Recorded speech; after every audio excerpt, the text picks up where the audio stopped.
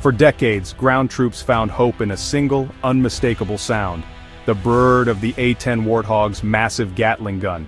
That thunderous roar wasn't just noise, it was a promise from above, a signal that help was on the way when things looked their darkest.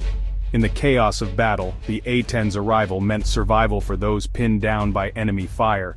This was no ordinary plane.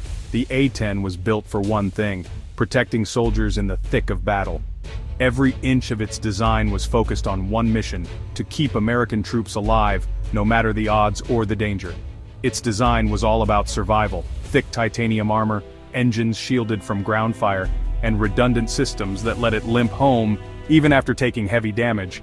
The A-10 could absorb punishment that would bring down any other aircraft, and still make it back to base. Pilots returned with battered wings and missing tail sections, earning the Warthog a reputation for toughness and reliability. Stories spread of A-10s landing with holes in their fuselage, or with only one working engine, yet still bringing their pilots home. Unlike sleek fighter jets, the A-10 thrived at low altitudes, circling the battlefield, identifying threats, and delivering precise firepower. Its pilots could see the fight up close, making split-second decisions to protect troops on the ground. Its straight wings and slow speed made it a master of close air support, able to stay in the fight and respond instantly to troops in need. The A-10 could loiter over the battlefield for hours, always ready to strike when called upon. Pilots worked hand in hand with ground forces, listening to frantic radio calls and adjusting their attacks in real time. This close coordination made the A-10 a true partner to the soldiers below. For infantry, the A-10 was more than a machine. It was a guardian angel. Its presence overhead brought comfort and confidence, even in the most dangerous situations. Ground commanders trusted it to turn the tide in desperate moments, and its presence alone could shatter enemy morale. The enemy learned to fear the sound of the Warthog's engines, knowing what came next. Despite Air Force leaders' preference for high-tech jets, the Army and Marines fought to keep the Warthog flying. They knew that no other aircraft could do what the A-10 did for troops on the ground. The A-10's legacy was built on unwavering support and battlefield effectiveness. It became a symbol of commitment, a flying reassurance that no soldier would be left behind. It became a symbol of the promise that air power would always stand by the soldier in the mud. Through every conflict, the Warthog was there, low, loud, and lethal. The Warthog wasn't just a plane, it was a lifeline. When all seemed lost, its arrival could mean the difference between life and death. Its legend was forged in the trust and gratitude of those it protected. For generations of soldiers, the A-10 will always be remembered as their best friend in the sky. As new threats emerged on the modern battlefield, the A-10's famous low and slow approach, once its greatest asset, began to look more like a dangerous liability. The skies were no longer as forgiving, and the very tactics that made the Warthog a legend now put it at risk. Modern air defenses, faster, deadlier, and more accurate than ever, meant the Warthog's days seemed numbered. Sophisticated radar-guided missiles and advanced anti-aircraft systems could track and target slow-moving aircraft with alarming precision, making every mission a gamble, yet the need for close air support was greater than ever. Ground troops still relied on the unique capabilities of the A-10 to protect them in the heat of battle, calling for air cover that could respond quickly and deliver devastating firepower. The Air Force proposed using stealthy multi-role fighters like the F-35 to fill the gap, but critics argued these jets couldn't match the A-10's legendary endurance, ruggedness, or its ability to loiter over the battlefield for hours. The debate grew heated, with many insisting that no modern jet could truly replace the Warthog's unique role. Out of this debate came a bold idea. What if the A-10 could be reborn for the 21st century?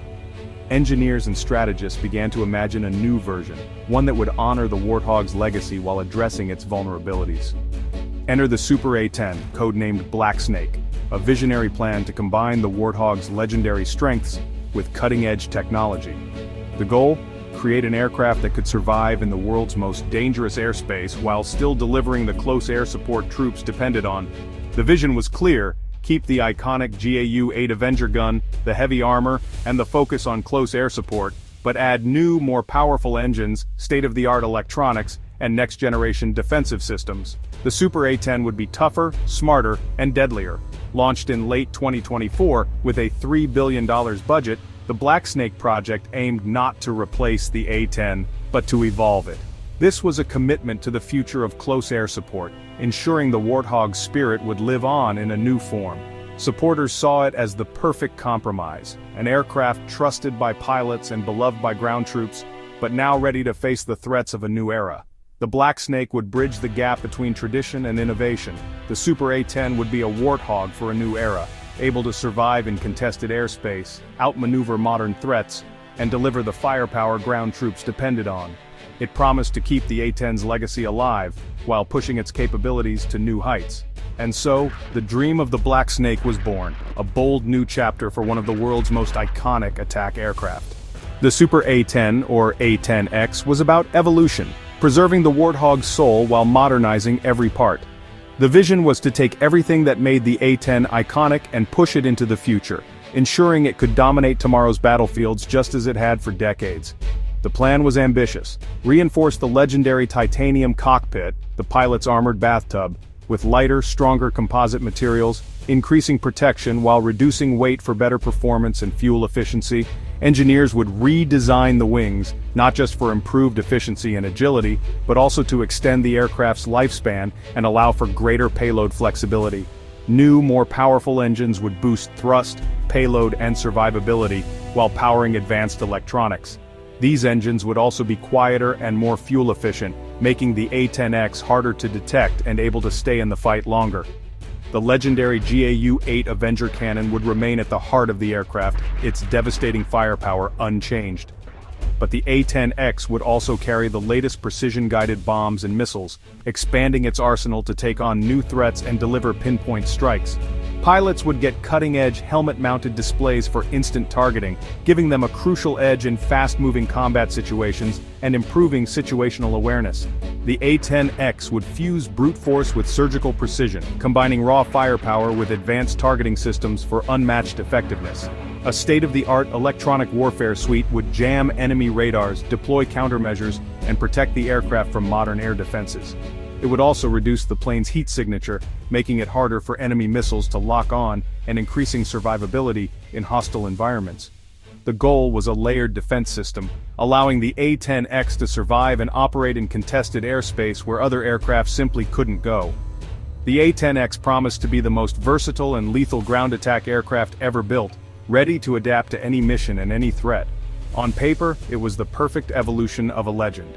A machine that could carry the Warthog's legacy into a new era of warfare. But as with all ambitious projects, reality would soon test that promise, revealing challenges that no blueprint could predict. The Black Snake wasn't just about new parts, it was a leap into integrated warfare. Advanced ceramic and composite armor would protect not just the pilot, but vital systems throughout the aircraft. The cockpit would transform from analog dials to a glass cockpit with touchscreens, giving pilots total control and situational awareness. A powerful mission computer would fuse data from sensors, ground troops, and intelligence networks, creating a real-time battlefield picture. The Black Snake would be a key node in the military's digital network, sharing targeting data instantly with ground forces and other aircraft. Soldiers could mark targets on a tablet, and the pilot would see them instantly. This connectivity would shorten the kill chain and reduce friendly fire. The dream merged the Warthog's brute strength with digital speed and precision. The Super A-10 was designed to be both a heavyweight brawler and a digital mastermind. The Black Snake's ambitious upgrades quickly ran into trouble. Every new system, armor, engines, electronics, added weight, threatening the very performance the upgrades were meant to improve. The aircraft's projected weight soared, risking maneuverability and range, even with better engines. Integrating advanced systems into the old airframe proved far more complex and expensive than planned. Software glitches, incompatible systems, and endless debugging caused delays and ballooning costs. The $3 billion budget looked inadequate as costs threatened to double. The project, meant to be a quick fix, became a high-risk, over-budget development nightmare. Air Force leaders, already stretched by other big-ticket programs, began to question the Super A-10's value. The cracks in the Black Snake's armor were now financial and programmatic. The project's survival was suddenly in doubt. The dream of a reborn Warthog was slipping away. As engineers struggled, the battlefield grew even deadlier. Advanced surface-to-air missiles like the Russian S-400 created vast no-fly zones, targeting even the toughest aircraft. Smaller mobile air defenses and man-pads made every patch of enemy territory a potential death trap for low-flying planes. The Super A-10's armor and countermeasures helped, but couldn't guarantee survival against modern missiles. Physics was unforgiving. A large, slow, non-stealthy plane was an easy target. Military planners realized the Super A-10 couldn't operate safely in high-threat environments. It would be limited to less contested areas or after enemy air defenses were destroyed. The question became, was it worth the cost if it couldn't do its primary job? As the Super A-10 faltered, drones and smart bombs changed the rules. Unmanned aircraft like the MQ-9 Reaper could loiter for hours, strike with precision, and keep pilots out of harm's way. Standoff weapons like the small-diameter bomb let fighters hit targets from miles away, never entering dangerous airspace. The Air Force shifted doctrine. Any aircraft could provide close air support, using networks to share data and strike from safety. The need for a dedicated low-flying tank killer faded. Cheaper, lower-risk alternatives made the expensive Black Snake look obsolete. Air Force leaders argued the money was better spent on drones, smart bombs, and advanced networks. The age of the guns-blazing Warthog was ending. The cancellation of the Black Snake in early 2025 hit hard. For A-10 pilots and ground troops, it felt like a betrayal, a loss of a trusted guardian. They argued that no drone or smart bomb could match the situational awareness and flexibility of a pilot overhead. Veterans shared stories of the A-10's life-saving presence and the morale boost its roar brought to the battlefield. Critics warned that technology couldn't replace the human element in chaotic, close-quarters combat. The Warthog's cannon, they said, always worked, even when networks and GPS failed. The end of the Super A-10 was seen as the loss of an irreplaceable lifeline. With the Black Snake cancelled, the Air Force pivoted to multi-role fighters like the F-35 F-16 and F-15EX.